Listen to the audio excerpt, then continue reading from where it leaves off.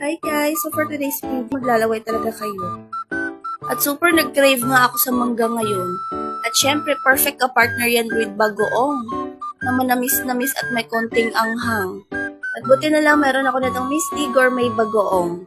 Super bet ko nga yung lasa ng bagoong na to kasi nangingibabaw yung tamis tapos may konting kick lang ng anghang. Kaya kahit bata yung kakain nito, kering-keri kasi nangingibabaw nga yung tamis nito. At purong bagoong talaga yung ginamit nito. Super malasa din yung bagoong nito at pwede nga din pang ulam to. Pero for today's video, napili ko is mangga. So bagay na bagay nga siya dito sa Indian mango ko. Sobrang sarap niyan. Crispy pa yung mangga na nabili ko. Kaya thank you talaga dun kay ate na nagtitinda at super mura lang din ang tinda ng mangga niya. At ang nagustuhan ko nga sa bagoong na to kasi hindi siya ganun kalangsa. May iba kasi ako mga bagoong na tikman na grabe medyo may pagkalangsa talaga pero ito wala. At ito din yung trip ko talaga sa mga lasa ng bagoong, yung tipong nangingibabaw talaga yung tamis. At may konting anghang. At kung nagkikrave na kayo ng mangga, ay perfect na itong Misty Gourmet bagoong. Kaya ilalagay ko na lang yung link sa yellow basket. Bye!